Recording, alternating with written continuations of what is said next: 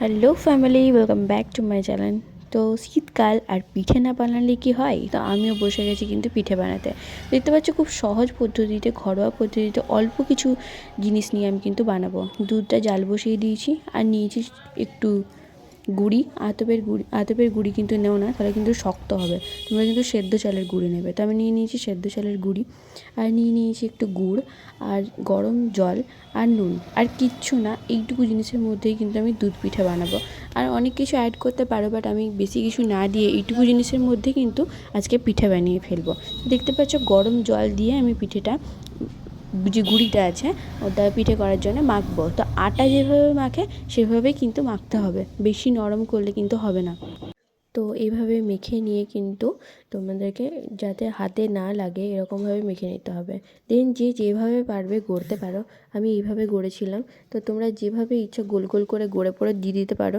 তো আমি এইভাবে আর এইভাবে দু রকমভাবে গড়েছিলাম। এবার দিয়ে দেবো এর মধ্যে। আর দুধটা দেখো অনেকক্ষণ থেকে জাল দেওয়া ছিল। আমি যতক্ষণে পিঠেগুলো রেডি করলাম ততক্ষণে আস্তে আস্তে ফুটছিল। দেখতে পাচ্ছ অনেকটা গাঢ় হয়ে গেছে। এবার কিন্তু আমি এক এক করে যেগুলো বানিয়ে রেখেছি ওর মধ্যে দিয়ে দেবো।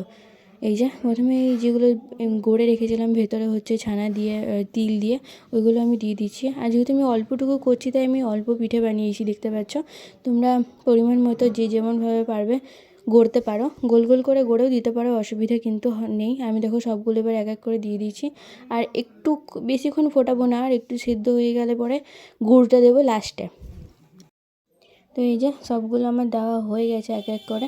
তো তোমরা এভাবে সিম্পলভাবে খুব কম টাইমের মধ্যে বানিয়ে খেতে পারো, খুবই ভালো লাগে।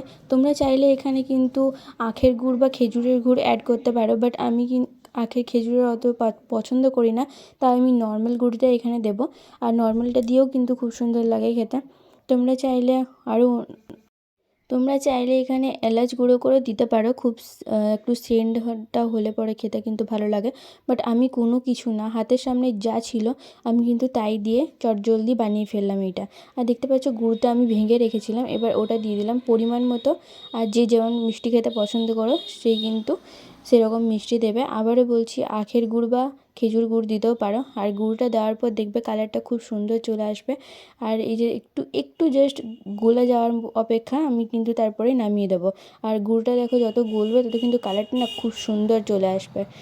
তো এই যে দেখতে পাচ্ছ অলমোস্ট কিন্তু রেডি হয়ে গেছে, এবার আমি কিন্তু নামিয়ে নেব। আর তোমরা এভাবে ট্রাই করতে পারো। আর কার কেমন লাগলো অবশ্যই কিন্তু কমেন্ট করে জানিও। দেখা হচ্ছে নতুন একটা ভিডিওতে, ততক্ষণ সুস্থ থেকো, ভালো থেকো, টাটা।